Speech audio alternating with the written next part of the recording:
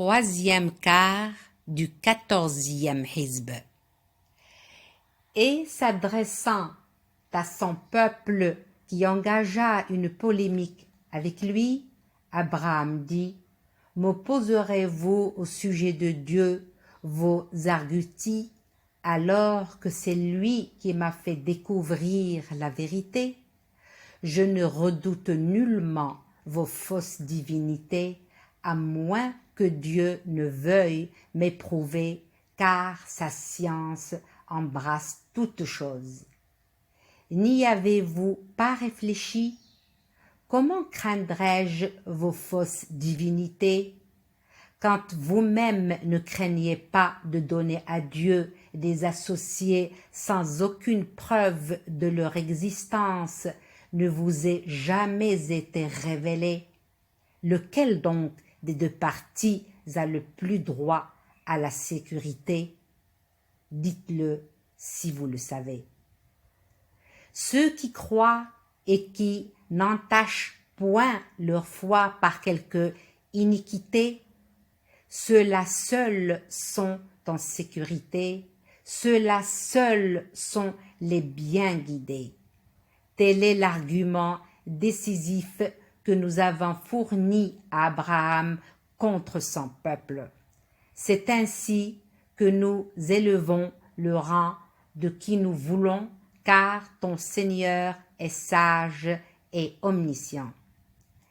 Et nous lui donnâmes pour enfants Isaac et Jacob, que nous avons dirigés dans la bonne voie, comme nous l'avions fait pour Noé auparavant.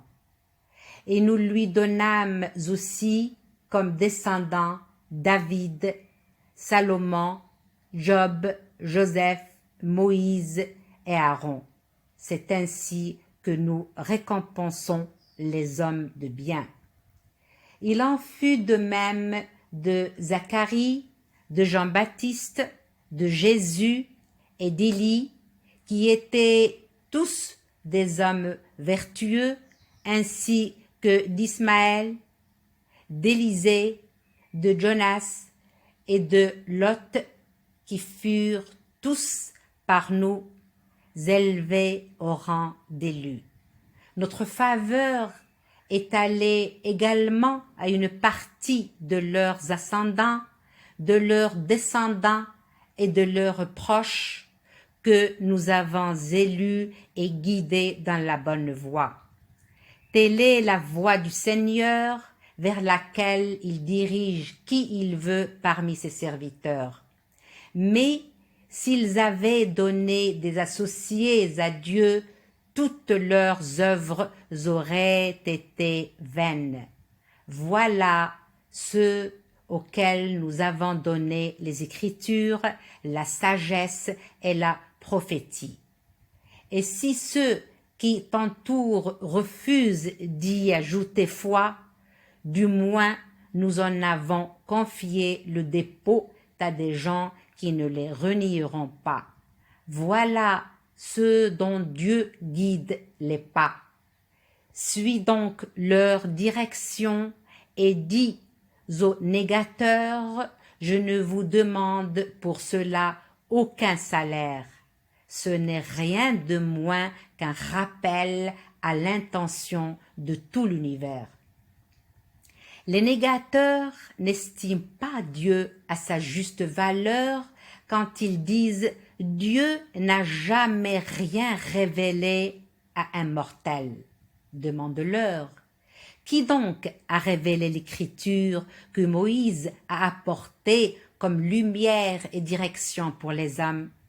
Ce livre que vous écrivez sur des feuilles pour n'en montrer qu'une partie, tout en cachant tout le reste, et dans lequel vous avez appris ce que vous ne saviez ni vous ni vos ancêtres. Réponds-leur, n'est-ce pas que c'est Dieu? Puis laisse-les divaguer dans leurs vaines disputes.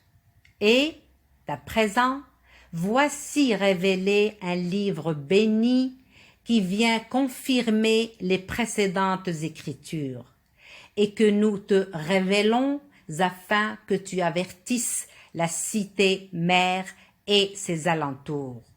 Tous ceux qui croient au jour dernier ajouteront foi à ce livre et seront assidus à leur salade.